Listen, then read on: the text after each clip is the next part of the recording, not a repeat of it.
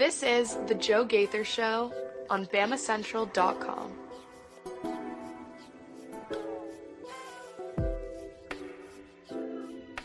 Good afternoon, Tuscaloosa, Internet World, West Alabama. How are you doing on this rainy Tuesday?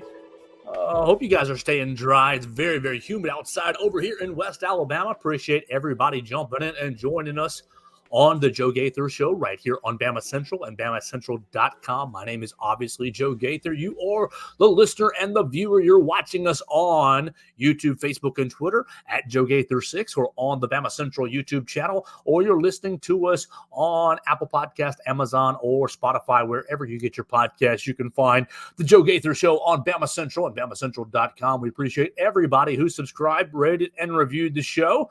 We invite you to jump in at Joe Gaither 6 on the Facebook, Twitter, or YouTube, or wherever you find your favorite social medias. And you can send me a comment, question, query, or complaint about the show, or just about the weather, or about Alabama, or whatever you want to talk about.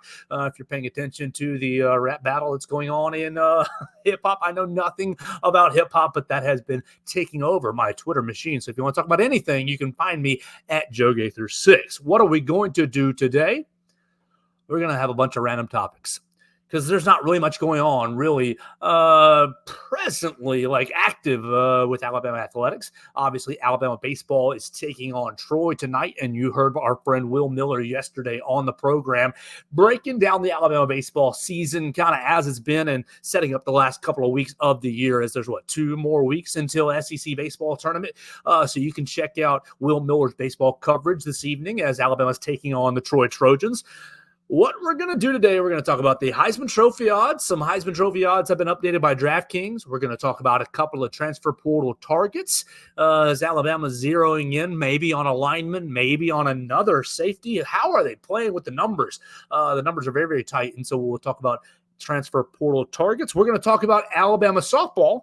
Alabama softball's opening up SEC play tomorrow, and it's been a rocky season, really, as far as Alabama softball standards go, but still scheduled, still slated to host a regional, NCAA regional, so we'll talk about Alabama softball. The Arkansas Razorbacks got a very strange commitment for football.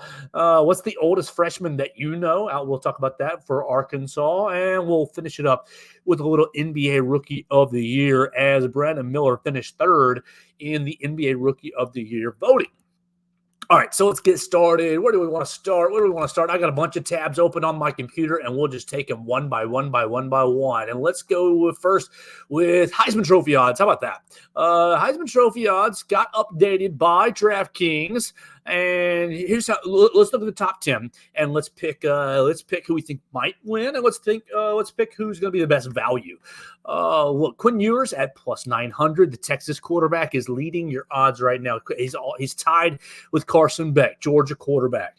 Then you got Dylan Gabriel, Oklahoma quarterback. You got Jalen Milroe plus 1,400. Comes in at fourth. Dylan Gabriel is plus 1,000. Jalen Milroe at plus 1,400. Will Howard at plus 1,500, the new Ohio State quarterback. Jackson Dart at plus 1,800, Ole Miss quarterback. You got Garrett Nussmeier plus 2,000. LSU quarterback Nico Iamaleava, the Tennessee quarterback, is also plus 2,000. Cam Ward plus 2,500. Miami quarterback Avery Johnson. Plus 3,000. Just a wide receiver out of Kansas State. And then you got a couple other SEC quarterbacks, Jackson Arnold at plus 3,000, Brady Cook at plus 3,500, and Connor Wakeman at plus 3,500. So look, it's way early. I don't know if you guys are gamblers or not. I like to look at the odds, but I don't like to lose money. I think that really these Heisman odds are a bit of a way to sucker you in, a bit of a way to, look, they make you think that you know what you're looking at. I know, look, Jalen Milroe is the easy answer at plus 1,400. He was 6th in the Heisman Trophy last year. He's going to have another season under his belt of experience. And I think that the wide receiving core is going to be better. And I think that the offense as a whole is going to be more conducive to Jalen Milroe's skill sets. So, well, if you like Jalen Milroe, like what he did last year, I do think his numbers are going to be better. I think Jeremy Bernard is probably going to be a better wide receiver one than Jermaine Burton was last year. And I think Kendrick Law and Kobe Prentice are probably better in this coming up season than Isaiah Bond was last year. I think that Jalen Milroe is a good bet at plus 1,400. But if I had $100 and you said, Joe, you have to spend that $100, you have to spend this $100 and wager on this year's Heisman Trophy winner. I do like Jalen Milroe at plus 1,400, and I do think, look, those are great odds. All these odds are pretty good because it's plus juice on your money. But I'm going to go with Jackson Dart. I'm going to go with Jackson Dart because of Ole Miss's schedule. Ole Miss football schedule is really, really favorable, and we will talk about the SEC schedules later on in the month as we'll kind of project who we think is going to do well in the SEC. But looking at this Ole Miss schedule, it is ripe for the taking for Jackson Dart. Jackson Dart, SEC veteran, and he's currently at plus 1,800. So more favorable odds for you, the gambler. Obviously, the folks at DraftKings think he's less likely to win the Heisman than Jalen Milroe, but more favorable odds. This schedule is soft as a baby's bottom. Ole Miss takes on Furman, MTSU, Wake Forest, and Georgia Southern to get their season going. All right, I don't want to disrespect my friends who love Georgia Southern and went to Georgia Southern. I got a lot of friends, and my mother got her master's degree at Georgia Southern as well. So I got a ties there, but like these are not football powers. You get 4 cakewalks off the bat. And then you got Kentucky, South Carolina. Okay, LSU, here's your tough game. Obviously, what was it last year? Ole Miss and LSU was what, like 50-something to 48. It was super high scoring, back and forth. Plenty of opportunity for Jackson Dart to put up big numbers. We'll see if LSU's defense is improved on last year. God, it was terrible last year. You get Oklahoma coming to Oxford. Arkansas, not good. Georgia coming to Oxford. There's your toughest game right there. Georgia coming to Oxford November 9th. And then you go down to Gainesville, going down to Florida, and you have Mississippi State as your rivalry game to close it out. No Alabama, no Texas on your schedule, no Tennessee on your schedule. Sure, Oklahoma is a formidable opponent. LSU is a formidable opponent. Georgia coming in is a formidable opponent. You've got 3 real games all later in the year, all where, look, the television spotlight's going to be right there on Ole Miss, especially if they get off to a, 4-0 start, 5-6-0 start after beating Kentucky and South Carolina. You're 6-0 going into LSU on October 12th. Oh, boy, that game's going to be on it's going to be on ESPN. It's going to be on CBS. Oh, shoot. It's not going to be on CBS. No more SEC on CBS. It's going to be right there on ESPN at probably, since it's Baton Rouge, at probably 5, 6 o'clock. Jackson Dart goes up and tries to replicate his good game against LSU. I think he is a really good pick if you're looking for a value bet. Now, obviously, you've got Quinn Ewers and that offense under Steve Sarkisian at plus 900, and I think Carson Beck's going to have a good year with behind that Georgia offensive line. But if I were choosing, if I had $100 and you made me bet on one of these guys to win the Heisman Trophy, I like the Jalen Milroe at plus 1,400. I think that he's going to be a Heisman Trophy finalist again if he stays healthy. I think Kalen DeBoer's offense is going to put him into really, really good positions. But I think that Jalen Milroe's schedule is more difficult than Jackson Dart's schedule. And if I were betting, I'm looking for the value, and I'm going to bet on Jackson Dart.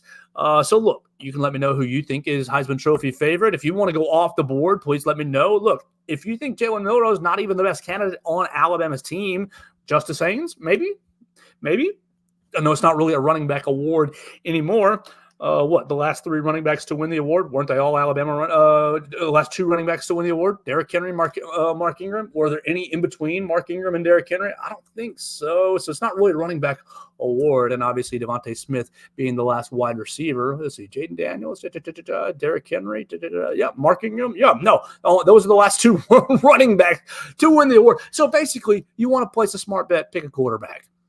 Obviously, Caleb Williams winning last year. We'll see if it comes back to the SEC. If I had to pick my $100, Jackson Dart is my $100 winner.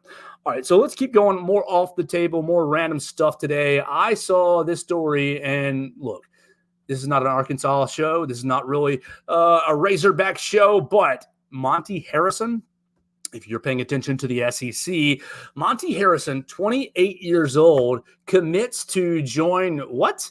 Commits to play football at Arkansas? Okay. Monty Harrison was a 4-star wide receiver in the 2014 class. And now, look, he went into minor league baseball, played a little bit of professional baseball for the drafted by the Brewers. He was assigned to Arizona League Brewers, yada, yada, yada. He played for the Miami Marlins a little bit of time. He's now out of the MLB, and he wants to restart a football career despite committing to Nebraska out of high school. Harrison did not use any eligibility as a football player and instead opted to play professional baseball. Today, 10 years later, he commits to play football for Arkansas. He's going to join the Razorbacks as a walk-on coming up this season. So at least, Sam Pittman, you're not using a scholarship on this guy, but just further evidence that even in the SEC, look, we talk about different levels of this game, but even in the SEC, you're not playing football. Arkansas, sure, they can upset Texas, they can upset Oklahoma, they can upset Alabama or Tennessee. They can get upset for sure any given Saturday, right? But they're not really playing the same sport.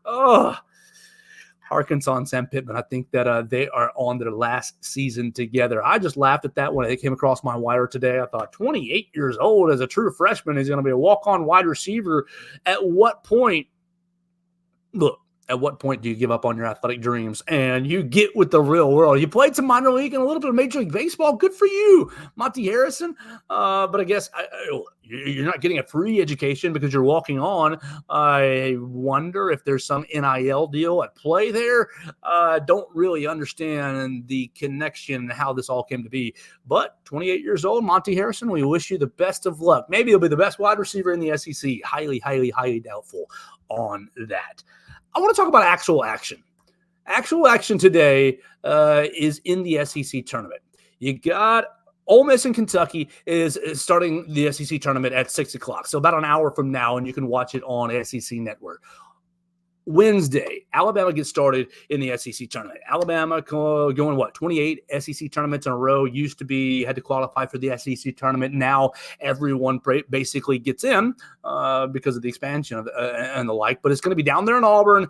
The ladies under 500 in the SEC for the first time in Patrick Murphy's tenure. Despite that being under 500, they're still scheduled to host a regional round in the NCAA tournament. They're currently on the 16 line. Top 16 seeds host the regional round, and then the next round super regionals go to the top 8 remaining seeds after that. And so you've got a great history. Alabama softball hosting regionals and doing very well, obviously doing very well under Patrick Murphy. And they're going for their 7th SEC tournament title this weekend. You've had kind of a rocky year. Under 500, you're 4-8 in your last 12 games. And I think you only won one SEC series this year. But it all gets restarted. You can watch it tomorrow at 10 a.m. on SEC Network. And really, we just spent some time with Patrick Murphy out there in the parking lot. That's a little bit of the reason why this show's coming to you a little later in the day than it usually does. We spent some time with Patrick Murphy in the parking lot as the program was getting ready to go down to Auburn. And essentially said two things. Well, a couple of things. Said, one, we are treating this as a brand new season, clean slate for everybody. Which I think is a great is the right approach, because look, everything that you've done already doesn't matter. If you have a good weekend this weekend, if you have a good week, this week, you will be hosting a regional round. Boom, one goal, check. You're in the NCAA tournament, check. I mean, you're in the NCAA tournament pretty much regardless of what happens this week down there in Auburn. But you have a nice little run, then boom, you have secured your hosting position in the NCAA tournament. Another year hosting right there at the Rhodes House, at Rhodes Stadium. And great for you. He said, okay, treat it like a new slate. Second, we want to have better pitch selection, talking about improvement through the year and basically saying we got to get better at the plate. That's been a given. Goodness gracious. They've had such a tough time at the plate and on offense all year long. Basically saying we're emphasizing pitch selection over the weekend. We'll see how that goes for them. And then two more things that he really said that stuck out to me was one, okay, you're playing LSU tomorrow. Alabama has not played LSU this season. He said, okay, I'm excited about playing a team that we haven't seen 3 times this year. There's a little unfamiliarity, fresh start. There's a little bit of, you don't rely on past experiences. And so, okay, you're excited about playing LSU. Now, the LSU Tigers have 4 or 5 COVID year seniors. So they're very, very experienced. If you look at the NCAA projections, LSU is sitting there at number 9. So definitely better than Alabama. Now it was LSU getting the 8 seed and Alabama getting the 9 seed. So they're right there neck and neck in conference play. But you look at LSU, they've drawn the second most walks in the conference this season. And so all the pressure is right there on the pitchers for Alabama.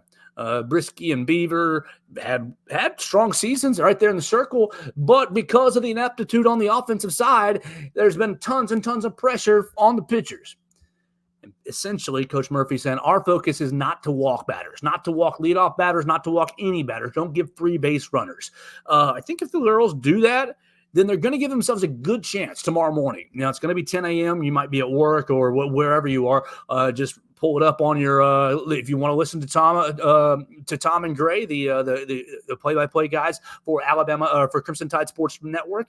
You can check them out on 97.5, right here locally in Tuscaloosa, or 97.5 MeTV app. If you're not in the area, you can check them out. But it's going to be a fresh start for the girls. Everything, all the frustration ideally goes out the window as a new season starts. And so I'm really looking forward to getting up and putting that on the TV tomorrow morning as I get the day going. And we'll see if the girls can advance in the SEC tournament. They got LSU tomorrow at 10 a.m. The winner takes on Tennessee. Takes on Tennessee the next day, Thursday at 10 a.m. But ideally, you kind of, just like Coach Murphy said, you wipe the slate clean and you go play ball and you leave it all out there on the field down there in Auburn this weekend. Does it help or hurt that you were down there in Auburn this past weekend? I'm not quite sure. You had 3 really, really tough games against the Auburn Tigers, winning the 1 and then losing 2 in kind of dramatic fashion. But on Thursday and Saturday? Yeah, Thursday and Saturday, winning the Friday game for Alabama. So we'll see what they do. We'll keep up with that. I know my friend Katie Wyndham is not in town, so we'll have Edwin Stanton, we'll have Will Miller, we'll have Matthew Gibson, all of those guys doing coverage of the SEC tournament on Bama Central and BamaCentral.com.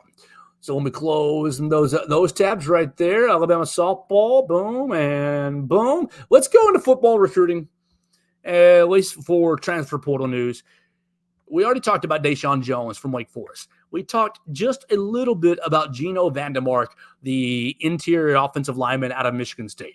I read up and wrote about him a little bit yesterday in preparation for what sounds like a pending get for Alabama. It sounds like Gino Vandermark is going to be, both sides are talking to one another, and it seems like there's interest there, a high interest for both sides. Now, you know this just as well as I do, that high interest can turn and twist and dissipate immediately. So if you're listening to this, just keep up with the updates right there at BamaCentral.com. But it sounds like Alabama is very close to securing Gino Vandermark, redshirt junior from Michigan State. Now, why is this important? We've talked about it on the program a couple times already, but you need to have someone. I think that Parker Brailsford's going to be a good lineman, but you need to have someone who can step in if, my personal issues aren't quite resolved by the time fall camp happens, or potentially I don't quite fit in the system, in the Chris Kapilovich blocking scheme, potentially. I think that Parker Brailsford is going to be a good player, but you don't want to have a situation where Brailsford has an injury or an issue, and you're turning to true freshmen to play that center position right here in the SEC. And when you look at the roster, you look at the construction, I think that this Alabama offense is, set up to be one of the better offenses in the country. What's a way that can derail it? Bad snaps or interior pressure, because you're playing someone who's inexperienced along the offensive line at the center position if Parker Brailsford wasn't to work out. And so Gino Vandermark fills that need perfectly, really. He started in 8 games over the last 2 years up at Michigan State. He's played in 18 games over the last 2 years at Michigan State. He's been in and out of the lineup with a little injury issues, but my man's is like 6'5", 295. Played a lot of right guard. All right, we've got a right guard. You've got a right guard right there in Jaden Roberts. Left guard with Tyler Booker. You're pretty much set at your guard position. So sorry, Gino Vandermark, you're not really going to be getting on the field in that capacity. Unless an injury happens, which heaven forbid, we don't pull for any injuries. We want everybody to be very, very healthy. But you need somebody who can play center. And Gino Vandermark has done that sporadically at the college level already, and his body matured to a college degree already. This will be his 4th year in college as a redshirt junior. He'll have 2 seasons of eligibility remaining. And if you look at the depth chart, if you're Gino Vandermark, you say, oh, I come in as a backup center, or maybe I challenge Parker Brailsford for that center position. Tyler Booker, you call back to a week ago when we did the projected 2025 first-round draft picks. Tyler Booker being the only Alabama player on Dane Brugler's list. Okay, Tyler Booker goes into the NFL at left guard, and Gino Vandermark slides right into the left guard position as the pending, what would that be, 2025 season. Works out perfectly. You replace Tyler Booker with a redshirt senior who's played a lot of football, and then you make the other connection.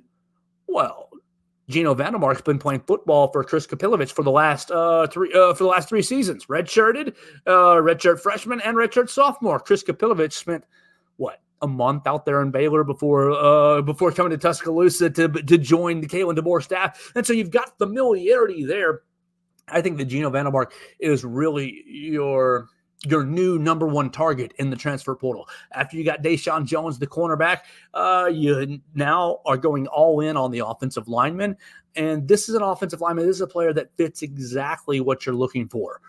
You're not looking for anybody that's, obviously if you had the greatest center ever to come in and replace Parker Brailsford, you'd take him. But that's not what's out there. And I think Parker, with all that being said, is going to be a good player.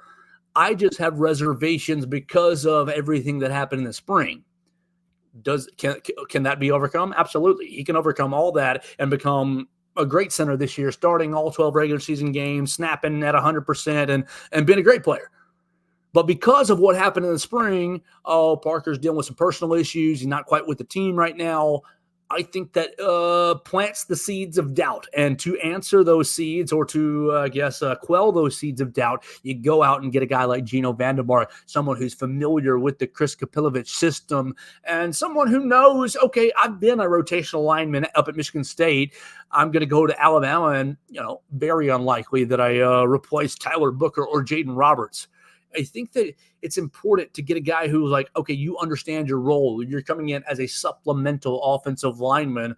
Now, could he play and play well? Absolutely. Could injuries happen? Absolutely. You prepare for that by going out and getting a Gino Vandermark. And I think that would be a great, great option for Alabama. Now, you keep looking on message boards and talking to different people and hearing whispers about a safety out of Penn State, King Mack. And we've talked about Khalil Jacobs, the South Alabama linebacker, already a couple of different times. And maybe I'm just not very smart. That could be that could be the case. I don't know that Alabama has any more room. When I was doing scholarship numbers, I counted that Alabama had 83 scholarships before the Deshaun Jones commitment. That brings them to 84. That has not been made official, but it seems like it's going to be made official any day now. All right, if you're at 84, you only have one more scholarship remaining. Gino Vandermark fills that scholarship for the offensive line. And what do you tell King Mack, the safety from Penn State, or what do you tell Khalil Jacobs? Do you say, oh, so sorry, we're out of room? You might see some creative scholarship numbers. You might see some creative math. And if that's the case, if Alabama does end up with a King Mack and or Khalil Jacobs or both, and you're counting scholarships on rolltide.com and you come up with 86 or 87, I think you might find maybe some of these in-state Alabama kids aren't necessarily on scholarship, but NIL is helping Alabama overcome some of those numbers, get over the hump just a little bit. So it's going to be very interesting to see over the next couple of days what happens with Alabama. I think Geno Vandermark is on the 5-yard line. I think he's on the 5-yard line, about to cross the goal line and become a member of the Alabama Crimson Tide. I'm not really as sure about King Mack. And I'm not really sure about Khalil Jacobs either. Khalil Jacobs has flirted with Alabama. He flirted with, I'm going to go in the portal in December, and kind of withdrew and stayed at South Alabama. And then now he's gone into the portal again. Obviously, the connections with Kane Womack are very evident. And so people are putting 2 and 2 together there, but not really sure how those two guys are going to fit into the team. It's going to be very interesting to see how that happens over the next several days, if that happens over the next several days. All right, we're going to close that tab. We're closing that tab, and here we go. Last topic for the day. It's a short show today because there's not a whole lot of juice going on. But last topic for the day involves Victor Wembanyama, Brandon Miller, Chet Holmgren, and Scoot Henderson. All right, let's rewind. Let's rewind 11 months ago, right? 11 months ago in middle of June, Brandon Miller gets selected number 2 overall to the Charlotte Hornets, right behind Victor Wembanyama. And so if you remember that, you remember Charlotte booed the pick. Charlotte, we want Scoot Henderson. Boo, absolutely trashed the pick. And what has happened? 11 months later, Victor Wembanyama is named NBA Rookie of the Year. You probably could have seen that coming a mile away.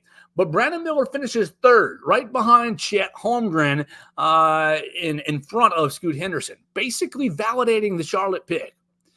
And all those Charlotte fans 11 months ago, when you booed the pick, I just think that you got a lot of egg on your face. Now, as far as Brandon Miller goes, look, Brandon, amazing player, had a great season. Averaged 17 points, 4.5 rebounds, 2.5 assists per game this year. You played in 74 games, 74 of the 82, and you started in 68 of them, averaging 32 minutes per game. So a really, really strong rookie year for you. Victor Wembanyama on the other side, he played and started in 71 games, averaging, 21.5 points, 10.5 rebounds, and almost 4 assists per game. Otherworldly. But who finished second in the Rookie of the Year? It's Chet Holmgren. And you're like, Chet Holmgren, he goes drafted. He wasn't in this class. You're absolutely right. Chet Holmgren ended up with a preseason injury, missed all of 2 years ago, and so technically the NBA considered him considers him a rookie this year. My man Chet Holmgren for the Oklahoma City Thunder averaged 16.5 points, 8 rebounds, and 2.5 assists. So his numbers were, a little more well-rounded than Brandon Miller's. But, my man's, this was his second year in the league. And so you get a little bit of tough circumstances for Brandon Miller. And it makes me think about really Brandon and his entirety of his career to date thus far.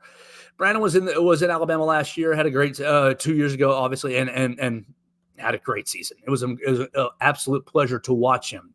But then he goes into the draft, as he should have, and okay, you're the best college player, you're the best American in this draft. But you're not the number 1 overall pick because an absolute alien in Victor Wembanyama is coming over from France. And so, yeah, you got drafted number 2. That's great. But really and truly, Brandon Miller's skill set and Brandon Miller's freshman year here at Alabama, if Victor Wembanyama didn't exist, he'd be the number 1 overall pick. Okay, great. So you had some really weird circumstances. The alien kind of gets thrown in there, and it's like, okay, well, not much you can do with Victor Wembanyama and 7'4", 210 pounds, and just shooting from all over the place. Almost 50% from the floor this year as a rookie. All right, so you're dealing with it, and you look at the Rookie of the Year. You're like, okay, well, Victor's probably going to win Rookie of the Year. Well, then you throw in the other guy, Chet Holmgren, the other number 2 overall pick. He was drafted number 2 from Gonzaga. Chet Holmgren. So it's just like more complications for Brandon Miller's career. And look, does it matter? No, it doesn't matter. But I just find it funny that Brandon Miller might be the best college player that's coming into the NBA in 3, 4, 5 years, maybe in recent memory. But his rookie year was overshadowed by an alien and by another number 2 overall pick who just had an injury basically push his rookie year back. So the NBA is not really my forte. If you're watching the NBA tonight, you can see, I think it's the Thunder is taking on Oklahoma City Thunder. Who are they taking on tonight? 8:30. The Dallas Mavericks. Conference semifinals, game number 1. If you want to watch Chet Holmgren play. We'll get into a little more NBA in the future because our boss is Chris Walsh is getting involved in a lot of different websites. So we'll have coverage of the San Antonio Spurs. We'll have a little bit of talk on the Kansas City Royals as baseball gets heated up. We'll cover a lot of other SEC schools. We'll cover Mississippi State a little bit more this year, Missouri a little bit more this year, and whichever websites our boss, whichever programs and organizations our boss picks up right here. Chris Walsh, a part of the Bama Central, right here, a part of Bama Central. Look, the program's always going to be mostly about Alabama, but we will step out as more expansion gets underway right here in the network. We appreciate everybody who's watched us. We apologize. It was a little bit of a short, chaotic, random show today, but we were over at the Rhodes House, hanging out with Patrick Murphy, sending those girls off to Auburn. Hopefully they have a good week. Go leave it all out there on the field. They're going to take on LSU tomorrow at 10 a.m. You can keep up with baseball. Baseball is taking on Troy at 6 tonight. Our man Will Miller and Kim Rankin are going to be covering that. You can follow them at Real WB Miller and Kim Rankin 1 on the Twitter machine. We appreciate everybody who's tuned in and watched us today. You can find us at Joe Gaither 6 on any of your social media machines, whatever you like. It's at Joe Gaither 6. We'll be back to talk some more. We want to reach out and get a little insight on Hootie Ingram, who passed away, the athletic director and former Alabama athlete. Look, left a lasting legacy here at Alabama. So hopefully we can do that in the next couple of days. We appreciate everybody. Y'all stay dry on this Tuesday, and we'll talk to you again tomorrow right here on the Joe Gaither Show on Bama Central and BamaCentral.com. Thanks for joining us on today's edition of the Joe Gaither Show on Bama Central. Keep up with Joe on all his social media pages at Joe Gaither 6. Subscribe, rate, and review the show on Spotify and Apple Podcasts, and be sure to read us daily at BamaCentral.com.